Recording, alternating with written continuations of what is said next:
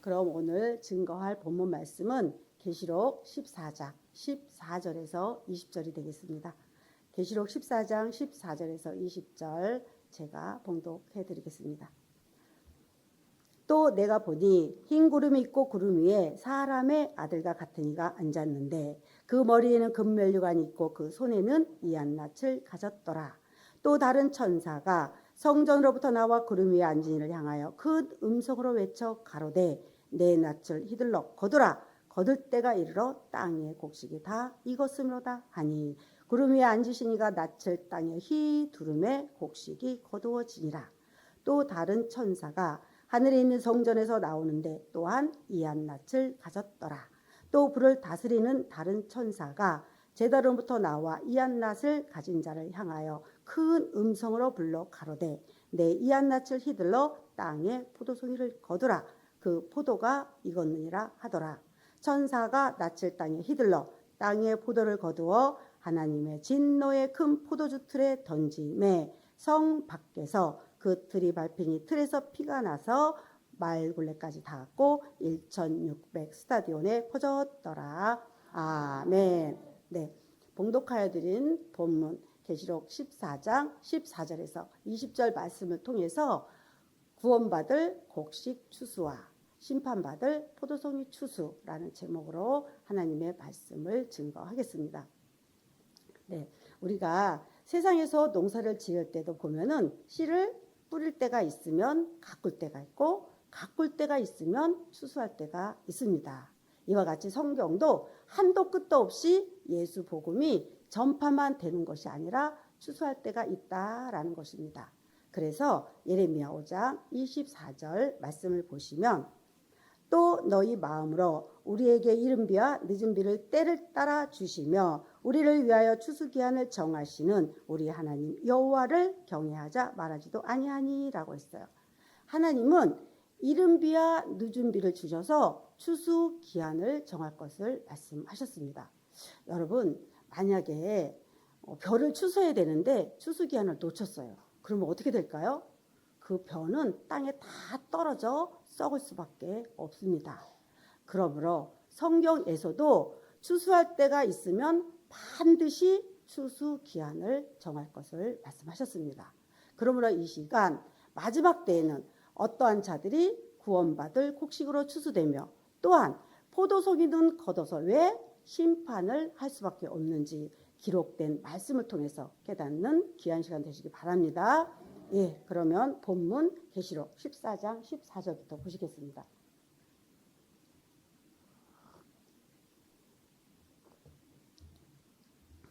또 내가 보니 흰 구름이 있고 구름 위에 사람의 아들과 같은 이가 앉았는데 그 머리에는 금면류관이 있고 그 손에는 이한낯을 가졌더라 라고 했어요. 구름 위에 사람의 아들과 같은 이가 앉았다라고 했는데 사람의 아들과 같은 이다 라는 것은 사람인 아들자. 그래서 한문으로 하면 인자 같은 이, 한글로 풀면 사람의 아들과 같은 이가 된다라는 말입니다.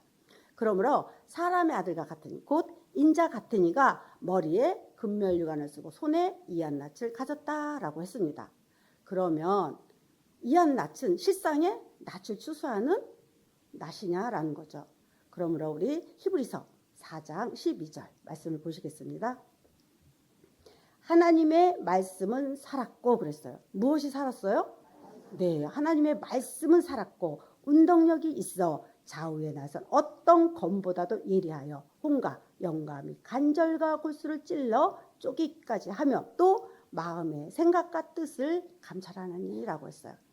사람의 혼과 영을 찔러 쪼갤 수 있고 사람의 마음의 생각과 뜻을 감찰할 수 있는 검, 곧 칼은 실상의 칼이 아니라 바로 하나님의 말씀 칼을 상징한 줄로 믿습니다.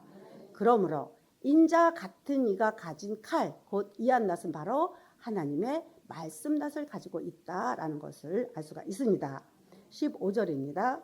또 다른 천사가 성전으로부터 나와 구름 위에 앉은 이를 향하여 큰 음성으로 외쳐 가로되 내 낯을 휘둘러 거두라. 거둘 때가 이르러 땅의 곡식이 다 익었으므로다 하니라고 했어요.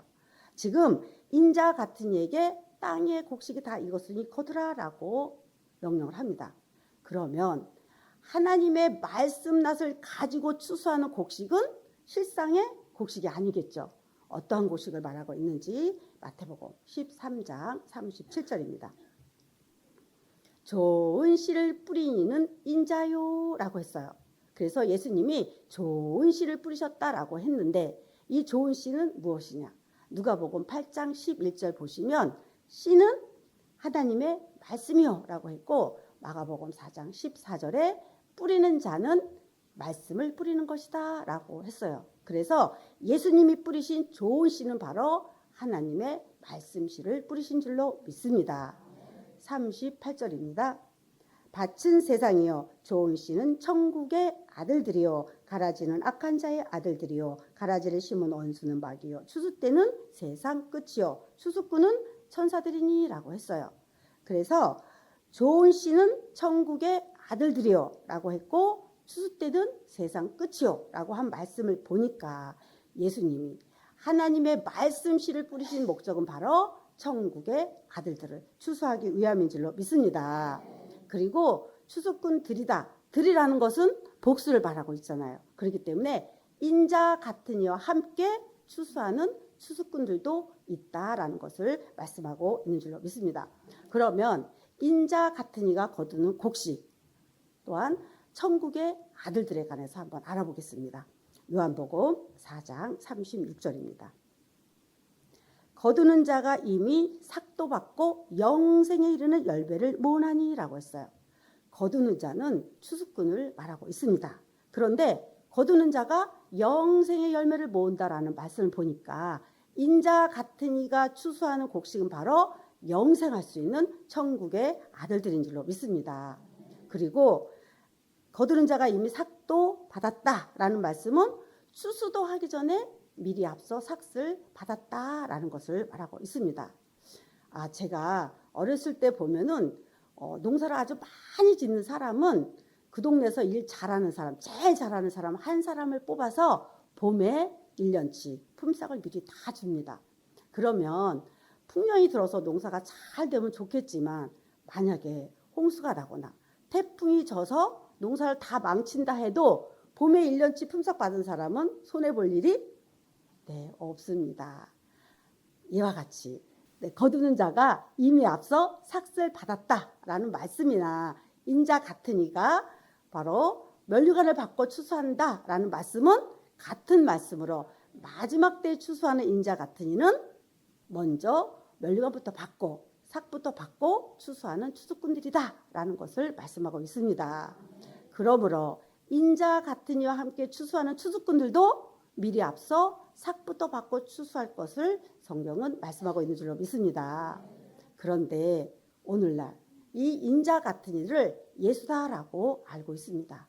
그래서 찬송가를 부를 때도 어떻게 부르냐면 예수께서 오실 때에 그 귀하신 복에 남은 것이 하나 없이 거두시겠네. 이렇게 찬송을 부르면서 예수님이 재림하셔서 하나도 남김없이 다 거두실 것이다. 이렇게 알고 믿고 있는 것이 오늘날 믿는 자들의 모습입니다. 그런데 인자 같은 이다. 같다라는 것은 뭐예요? 비슷하다, 닮았다, 흡사하다는 것이지 인자는 아니다라는 것을 말씀하고 있습니다.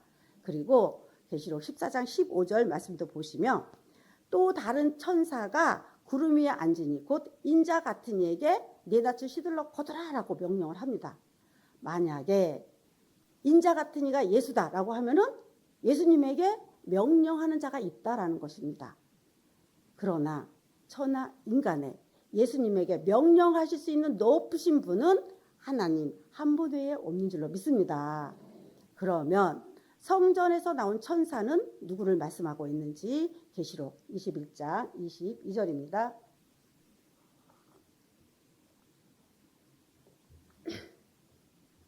성 안에 성전을 내가 보지 못하였으니 이는 주 하나님 곧 전능하신 이와 그 어린 양이 그 성전이심이라 했어요. 바로 전능하신 하나님과 그 어린 양 되신 예수님이 곧 성전이다 라는 말씀을 보니까 인자 같은 이에게 추수하라고 명령한 이는 바로 성전 대신 어린 양 예수님이신 줄로 믿습니다. 그래서 다시 36절 말씀을 보시면 거두는 자가 이미 삭도 받고 영생에 이르는 열매를 보오나니 이는 뿌리는 자와 거두는 자가 함께 즐거워하려 합니다라고 했어요. 함께라는 말은 혼자 있을 때는 함께라는 말 안 해요. 너와 나와 함께 같이 이렇게 두 이상이 모였을 때 함께라는 말을 합니다. 그러므로 뿌리는 자와 거두는 자가 함께 즐거워한다라는 것은 뭐예요? 바로 뿌리는 자가 따로 있고 거두는 자가 따로 있을 것을 말씀하고 있습니다. 그래서 37절 보시면 그런즉 한 사람이 심고 누구요? 인자 대신 예수님이 심고 다른 사람 바로 인자 같은 이가 거둔다는 말이 옳도다라고 성경은 확실하게 말씀하고 있는 줄로 믿습니다. 그러므로 성경에서 말하는 농사법은 세상 농사법과는 다르다는 것입니다. 세상 농사법은 어때요? 한 사람이 심고 가꾸고 추수까지 다 합니다. 그러나 성경에서 말하는 농사법은 지금 추수하는 자가 따로 있고 또 씨를 뿌리는 자가 따로 있을 것을 말씀하고 있습니다. 그러므로 인자 같은 이는 절대로 인자 대신 예수님이 될 수 없다라는 것을 말씀하고 있는 줄로 믿습니다. 계속해서 본문 계시록 14장 16절입니다. 구름 위에 앉으신 이가 낯을 땅에 희 두름에 곡식이 거두어지니라 라고 했어요. 만약에 가을에 추수하러 간 자가 논바닥에 철푸덕 앉아갖고 낮자르면 휘 들려요. 그러면 일 잘한다고 칭찬받을까요? 쫓겨날까요? 그렇죠. 아마 혼쭐 내고 쫓아낼 것입니다. 그런데 마지막 때에 추수하는 인자 같은 이는 구름 위에 앉아서 낮자르만 휘 두르면 곡식이 추수될 것을 말씀하셨습니다. 그래서 하나씩 잡고 추수하는 것이 아니라 여러분 자석 아시죠? 지남철 모래 속에 넣고 막 휘 저으면 뭐만 붙어요? 예, 쇳가루만 붙듯이 인자 같은 이도 바로 낮자르만 휘 두르면 천국의 아들들이 추수될 것을 말씀하고 있는 줄로 믿습니다. 그러므로 마지막 때에 인자 같은 이가 추수하는 곡식은 하나님의 말씀으로 열매 맺는 곡식들이요. 바로 천국에 들어가서 영생할 수 있는 천국의 아들들인 줄로 믿습니다. 그러므로 우리는 천국에 들어가서 영생할 수 있는 천국의 아들들로 다 추수되는 자들이 되어야 할 줄로 믿습니다. 그러면 포도송이 추수에 대해서 알아보겠습니다. 계시록 14장 17절입니다.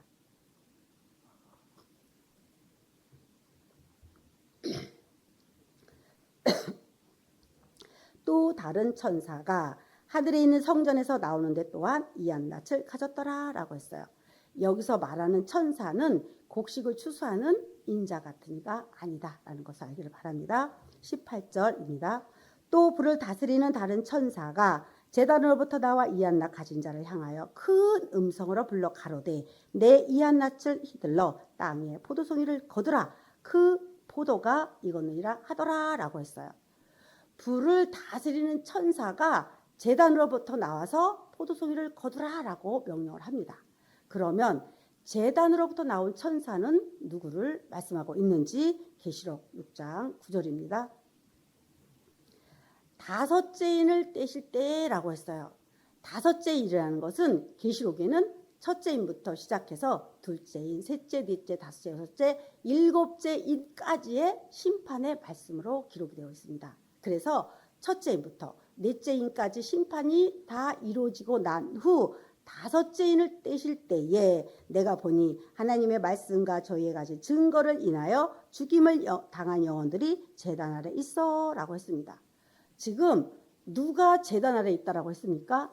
네, 하나님의 말씀과 예수님의 말씀을 증거하다 죽임을 당한 영혼들이니까 순교자들인 줄로 믿습니다.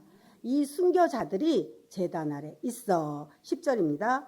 큰 소리로 불러 가로되 거룩하고 참되신 대주제여 하나님이여 땅에 거하는 자들을 심판하여 우리를 신원하여 주지 아니하시기를 어느 때까지 하시려나이까 하니라고 했어요. 그러면 신원이라는 것은 무엇이냐? 순교자들은 아주 억울하게 죽임을 당했잖아요. 그러니까 하나님 저 악한 자들 심판해서 우리의 원수를 갚아주세요 라고 지금 호소를 하고 있다라는 것입니다. 그러니까 11절에 각각 저희에게 흰 두루마기를 주시며 가라사대 아직 잠시 동안 시대 저희 동무 중들과 형제들도 자기처럼 죽임을 받아 그 수가 차기까지 하라 하시더라 라고 했습니다. 그러므로 5째인을 뗄 때 비로소 순교자들에게 흰 두루마기를 주시면서 잠시 쉴 것을 말씀하고 있습니다. 그러므로 순교자들은 죽는 즉시 곧바로 천국에 들어가는 것이 아니라 5째인을 뗄 때까지 제단 아래서 호소하고 있다라는 것을 말씀하고 있는 줄로 믿습니다. 본문 계속해서 계시록 14장 19절에서 20절입니다.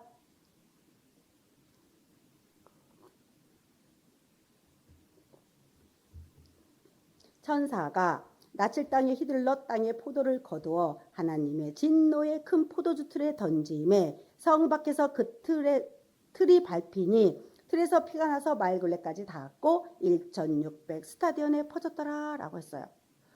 포도를 거두어서 포도주 틀에 넣었어요. 그러면 당연히 포도주가 나와야 되는데 지금 뭐가 나오고 있습니까? 피가 말굴레까지 닿았다라고 했습니다. 그러므로 여기서 말하는 포도송이는 실상의 포도송이가 아니라 바로 사람을 상징하고 있는 줄로 믿습니다. 그리고 말굴레다라는 것은 말의 입을 가리우는 망이 있어요. 이 망을 가리켜서 말굴레다라고 합니다. 그러니까 피가 말굴레까지, 말의 입 높이 한 1m 32m 이 정도 높이까지 어마어마한 피가 강을 이루어 흐를 것을 지금 말씀하고 있습니다. 그러면 이러한 심판을 받을 수밖에 없는 들포도송이로 추수될 자들은 어떠한 자들이냐라는 것입니다. 우리 요한복음 15장 1절입니다. 내가 참 포도나무요 내 아버지는 농부라 라고 했어요. 예수님이 직접 말씀하시기를 내가 참 포도나무다라고 했어요. 그러면 포도송이는 누구의 열매입니까? 그렇죠. 예수의 열매인 예수 믿는 자들을 말씀하고 있습니다.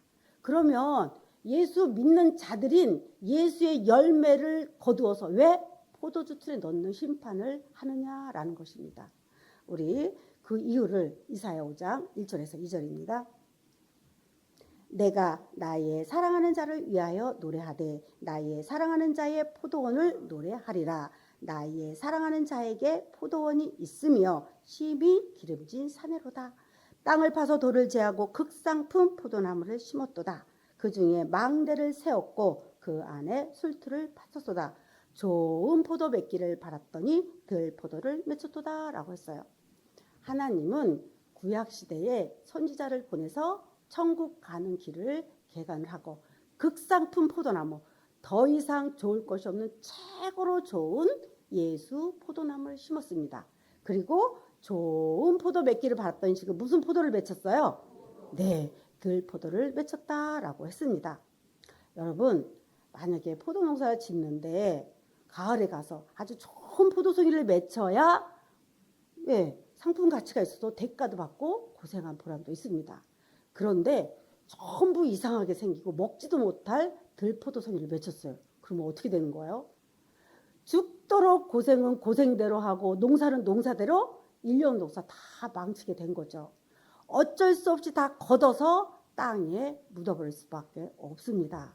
이와 같이 하나님은 최고로 좋은 극상품의 포도나무를 심었으면 극상품의 포도 열매인 예수 포도 열매를 맺어야 되는데 지금 예수 열매가 아닌 전부 들포도를 맺혔다라고 했습니다. 그렇기 때문에 어쩔 수 없이 다 심판을 받을 수밖에 없다라는 것을 말씀하고 있는 줄로 믿습니다.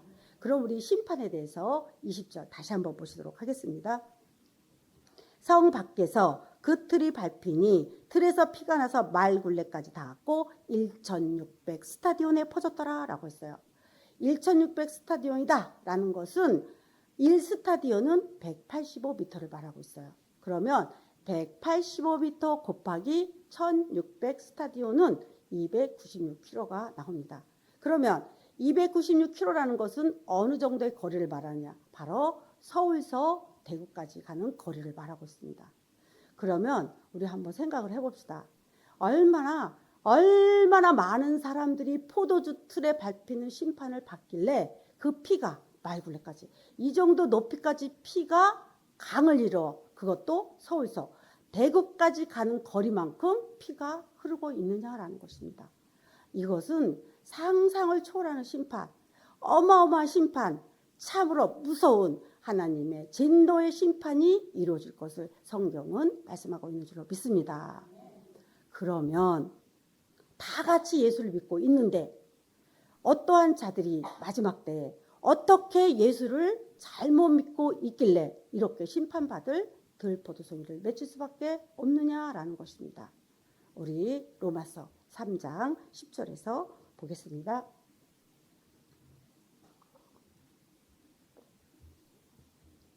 기록한 바 의인은 없나니 하나도 없으며 깨닫는 자도 없고 하나님을 찾는 자도 없고 다 치우쳐 한 가지로 무익하게 되고 선을 행하는 자는 없나니 하나도 없도다라고 했습니다.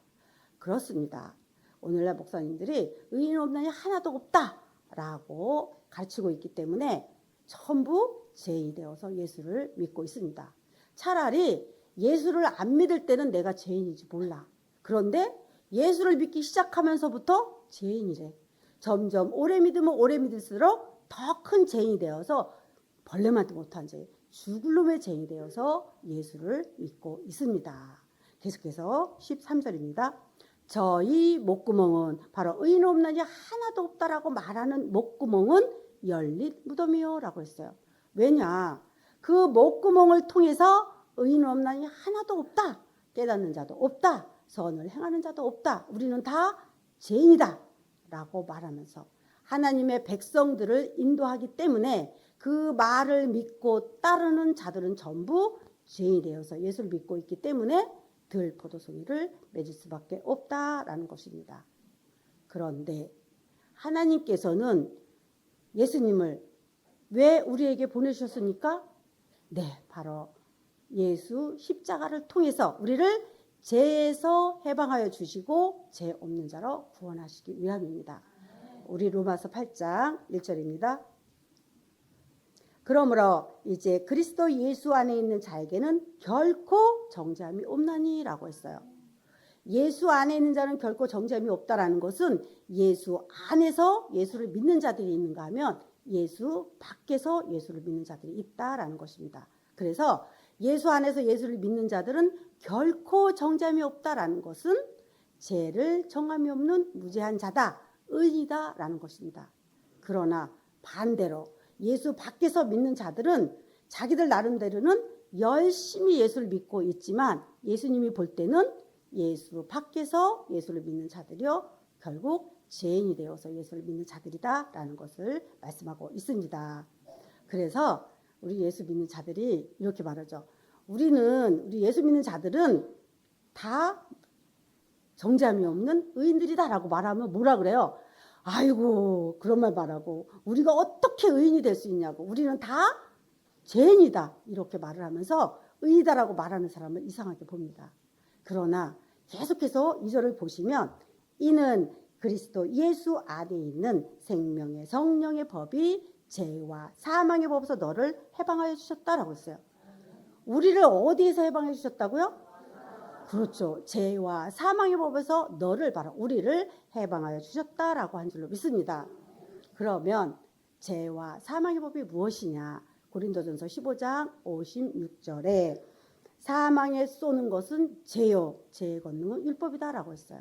결국 우리를 죄인 만들어서 사망에 이르게 하는 법이 무슨 법이다? 예, 바로 율법이다라고 한 줄로 믿습니다. 그러므로 우리는 바로 예수 안에 있는 생명의 성령의 법을 통해서 율법에서 해방받은 자들이 되는 줄로 믿습니다. 그래서 대통령이나 높은 사람의 백으로 해방받은 것이 아니에요. 법에서 법으로 해방을 받았다는 것입니다. 그러면 이렇게 법에서 법으로 해방받은 자들은 다시는 율법의 저촉을 받을 필요가 있다 없다? 네, 없는 줄로 믿습니다. 이렇게 분명히 예수 십자가를 통해서 우리를 율법에서 해방하여 주셨음에도 불구하고 오늘날 지금까지 이 시대까지 왜 죄인이 되어서 예수를 믿고 있느냐라는 것입니다. 우리 스가랴 3장 9절 보겠습니다.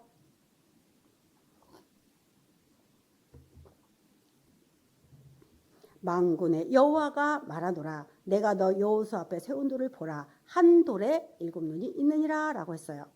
여러분 만약에 길을 가는데 돌 한 개에 7개 눈이 껌뻑껌뻑하고 있어요. 그럼 어떡해요? 기절 초풍할 것입니다.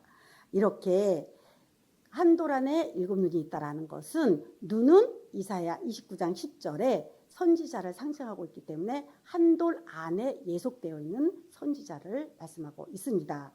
이렇게 한 돌에 7눈이 있는데 내가 새길 것을 새기며 이 땅의 죄악을 하루에 제하리라 라고 했습니다. 분명히 우리의 죄는 예수 십자가를 통해서 사해 주셨는데도 불구하고 지금 뭐라 말씀하고 있어요? 왜? 한 돌에 7눈의 역사를 통해서 이 땅의 죄악을 하루에 제하리라 라고 했습니다. 그럼 이거 뭐지? 이상한데 라고 생각할 수가 있어요. 그러나 우리의 죄는 이미 2000년 전에 예수 십자가를 통해서 다 해결해 주셨음에도 불구하고 오늘날 믿는 자들이 다 죄인이 되어서 예수를 믿고 있습니다. 그래서 한 돌에 7눈의 역사가 나타나게 되면은 바로 예수님이 십자가를 지신 목적이 무엇인지, 그래서 우리가 바로 율법에서 해방받았다라는 것을 알게 하여 주고 깨닫게 하여 줄 것을 말씀하고 있는 줄로 믿습니다. 그래서 한 돌에 7눈의 역사가 나타나게 될 때에 그것을 믿는 자는 급절하게 되지 아니한다라는 것은 무엇을 말씀하십니까? 한 돌에 7눈의 역사를 믿지 않는 자는 바로 급절하는 심판을 받게 될 것을 말씀하고 있습니다. 그러면 이러한 대단한 일을 하는 한 돌은 어떠한 돌이냐? 우리 이사야 28장 16절입니다. 그러므로 주 여호와께서 가라사대 보라 내가 한 돌을 시온에 두어 기초를 삼았노니 곧 시험한 돌이요 기하고 견고한 기초돌이라 그것을 믿는 자는 급절하게 되지 아니하리라 라고 했어요. 한 돌을 시온에 두어 기초석을 삼았는데 곧 시험한 돌이다 라고 했어요. 이 말씀은 무엇이냐? 바로 이 한 돌은 하나님의 모든 시험을 다 거치고 합격한 돌이다. 그러니 얼마나 귀하고 견고한 기초석이 되겠습니까? 그러므로 마지막 때에 한 돌의 7눈의 역사가 나타나게 되면은 그때 비로소 봐라 예수 안에 있는 생명의 성령의 법을 통해서 죄와 사망의 법에서 우리를 해방하여 주시지 않았느냐라고 다시 한번 예수 십자가의 공로를 알게 하여 주시고 깨닫게 하여 주는 역사가 나타나게 될 것을 성경은 말씀하고 있는 줄로 믿습니다.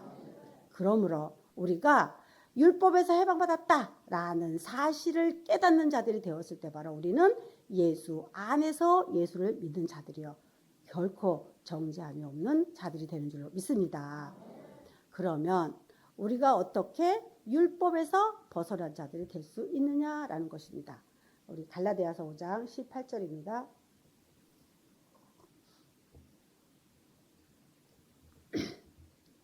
너희가 만일 성령의 인도하시는 바가 되면 율법 아래 있지 아니하리라 라고 했어요. 성령의 인도하는 바가 되면 어디 아래 있지 아니한다? 율법 아래 있지 아니한다 라고 했어요. 그러므로 우리가 성령의 인도함을 받는 자가 되었을 때에 바로 우리는 율법에서 벗어난 자가 되고 율법에 의한 신앙을 하지 않을 것을 말씀하고 있습니다. 그러면 우리는 반드시 성령의 인도함을 받아야 되겠죠. 어떻게 받을 수 있냐? 요한일서 5장 7절 보시면 증거하는 이는 성령이니 성령은 진리다. 진리는 요한복음 17장 17절에 저희를 진리로 거룩하게 하옵소서 아버지의 말씀 곧 하나님의 말씀은 진리다 라고 하시므로 우리가 하나님의 말씀 진리의 말씀으로 인도함을 받을 때 우리는 성령의 인도함을 받는 줄로 믿습니다. 그러므로 요한복음 16장 13절 말씀을 보시면 그러하나 진리의 성령이 오시면 그가 바로 진리의 성령을 받은 그가 오시면 너희를 바로 우리를 진리 가운데로 인도하시리니 그가 자의로 말하지 않고 오직 듣는 것을 말하시며 장래일을 너희에게 알리시리라 라고 했습니다. 그러므로 진리의 성령이 오시면 우리를 진리 가운데로 바로 하나님의 말씀의 뼈가 되고 핵심이 되는 말씀 가운데로 인도하여 줄 뿐만 아니라 앞으로 이루어질 장래일 그래서 마지막 때에 어떠한 자들이 구원받을 곡식으로 추수되며 또한 포도송이는 겉옷을 위해 심판을 받는지 다 알게 하여 주고 깨닫게 하여 줄 것을 말씀하고 있는 줄로 믿습니다.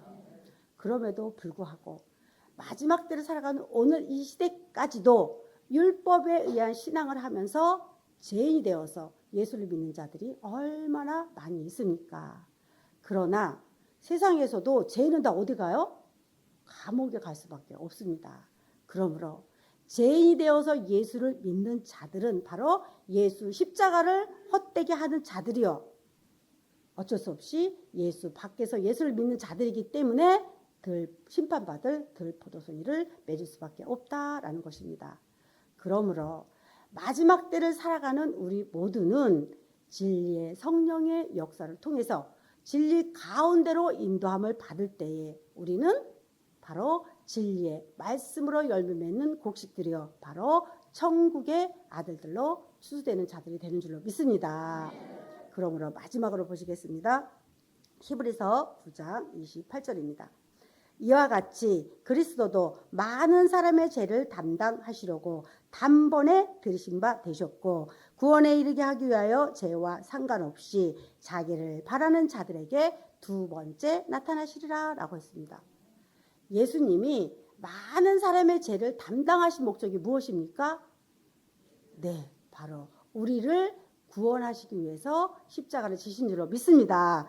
그러므로 예수 십자가를 통해서 우리가 죄와 사망의 법인 율법에서 해방받았다라는 사실을 깨닫는 자들이 되었을 때에 우리는 바로 죄와 상관없이 두 번째 재림하시는 주님을 맞이함으로 주님과 함께 천국에 들어가서 영생하는 축복을 받게 될 것인 줄로 믿습니다.